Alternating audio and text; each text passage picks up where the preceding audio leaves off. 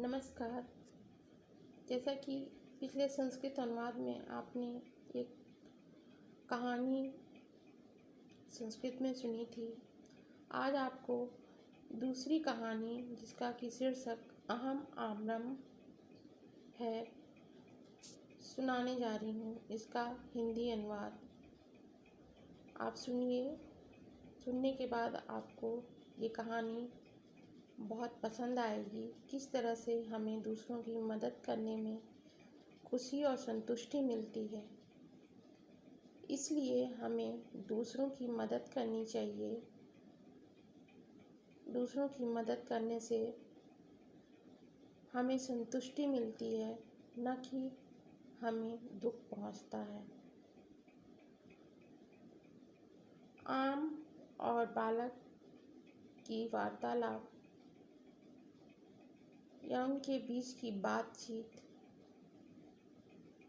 किस तरह से आम बालक को यह बताता है कि गहरे अंधकार से वह निकलकर कैसे एक मीठा आम बन पाता है। लेकिन इससे पहले कहानी पसंद आए इसके लिए आप सब्सक्राइब करिए, शेयर करिए कहानी को, ताकि लोग इस कहानी को सुन के संतुष्ट हो सकें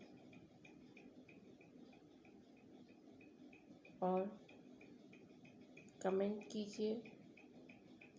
आपको दूसरों की सहायता करने में कैसा महसूस होता है और हमें दूसरों की मदद क्यों करनी चाहिए। कहानी आपको अवश्य ही पसंद आएगी और आपके दिल को छू जाएगी। इसके लिए आपको कहानी एक बार सुननी पड़ेगी। तो प्रस्तुत है यह कहानी आपको क्लास 7 की संस्कृत बुक में अहम आम्रम में मिल जाएगी। तो इसका अनुवाद, कहानी का शीर्षक है अहम आम्रम। मैं आम हूँ। हे बालक, किम त्वं माम पश्यसि। हे बालक, क्या तुम मुझे देखे हो। अहम तव प्रियम आम्रफलम अस्मि। मैं तुम्हारा प्रिय आम फल हूँ। साम्प्रतम अहम पक्वम मधुरम सरसम च परम एतस्मात् पूर्वम अहम बीजरूपेण उद्यानस्य एकस्मिन् कोणे अंधकारपूर्णे गर्ते आसम्। मैं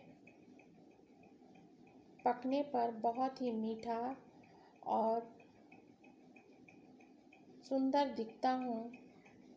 इससे पहले मुझे बीज के रूप में उद्यान में एक कोने में गहरे अंधकार में एक गहरे गड्ढे में नीचे रहना पड़ता है, और इससे पहले मैं एक गहरे अंधकार गर्त में पड़ा हुआ था। कश्चित् जना माम बीजम जलेन अस्सिचन्त मह खाद्यम च अयच्छत्। कुछ लोग, जब मैं बीज था तो उस पर उन्होंने जल डाला, जल से सिंचित किया, मुझ पर खाद डाले और उस पर सिंचाई की। भोजनम खादित्वा जलम च पीत्वा अहम पुष्टा अभवम्। भोजन, खाद खाकर और जल पीकर मैं पुष्ट होगा। शनैः शनैः अंकुरः भूत्वा अहम बहिः आगच्छम्। धीरे धीरे मैं अंकुरित हुआ और बाहर आ गया। पूर्वम अहम लघु पादपः आसम्। पहले मैं छोटा सा पौधा था। क्रमेण अहम दीर्घ सघनः वृक्ष अभवम्। धीरे धीरे मैं बड़ा हुआ और एक बहुत बड़े वृक्ष के रूप में मेरा आकार हुआ या एक बड़ा वृक्ष हुआ। अधुना मम पत्राणि हरितानि छाया च शीतला भवति। आज हमारे हरे पत्ते शीतल छाया देने के काम में आते हैं। वसंतकाले यदा मम उपरि स्थित्वा कोकिला गायति। वसंत काल में जब मेरे ऊपर कोयल बैठकर गाना गाती है, मम अति गर्व भवति, मुझे काफ़ी गर्व होता है। यदा वृक्षस्य अघं श्रांता पथिका विश्राम कुर्वन्ति। जब थके हुए पथिक मेरे वृक्ष के नीचे विश्राम करते हैं, मम संतोषः जायते, मुझे संतोष होता है। मम पत्राणि उष्माणां शोभां वर्धयन्ति। उस समय हमारे पत्तों की शोभा बढ़ जाती है। एतद् दृष्ट्वा चित्तं मे प्रसन्नं भवति। यह देखकर मेरा चित्त प्रसन्न होता है। यथा त्वम् अहम अपि ग्रीष्मकालस्य प्रतीक्षां करोमि।